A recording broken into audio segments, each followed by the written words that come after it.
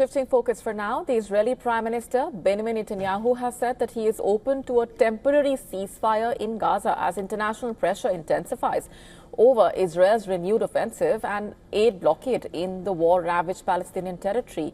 Netanyahu, in fact, said he would only agree to a temporary truce to release the remaining hostages, noting that 20 of the 58 hostages held in Gaza since October 7, 2023 are known to be alive. And Israel will employ military and political pressure together to bring them back. If there is an option for a temporary ceasefire to free additional hostages, and I emphasize a temporary ceasefire, we'll be ready. And in fact, in an hour-long press conference in Jerusalem, the Israeli Prime Minister laid out his conditions to end the war, which also included the implementation of US President Donald Trump's resettlement proposal.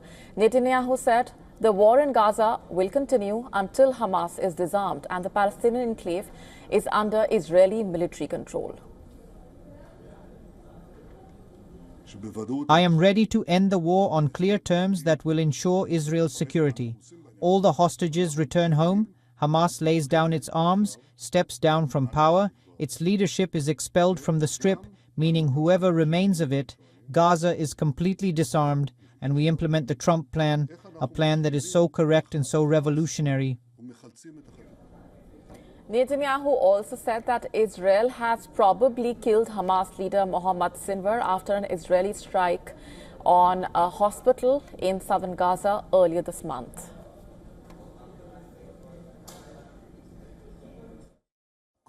We have a very organized plan. We started in Gaza. We eliminated tens of thousands of terrorists. We eliminated the murderers, Mohammed Daif, Ismail Haniyeh, Yahya Sinwar, and probably also Mohammed Sinwar. Meanwhile, U.S. Secretary of State Marco Rubio, in a congressional hearing, voiced guarded optimism for a solution pretty quickly to end the Gaza war. I've said this a number of times in the past, so I don't want to get over my ahead of myself or over my skis, but I have some level of optimism that we may have breakthrough achievements here pretty quickly, hopefully, on an end to this and the release of all the hostages. After an 11-week blockade on supplies entering Gaza, the Israel military said 100 trucks with aid were allowed to enter the Palestinian territory through the Kerem Shalom crossing on Wednesday. However, these minimal supplies have not made it to Gaza's soup kitchens, bakeries, markets and hospitals, according to aid officials and local bakeries that were standing by to receive supplies.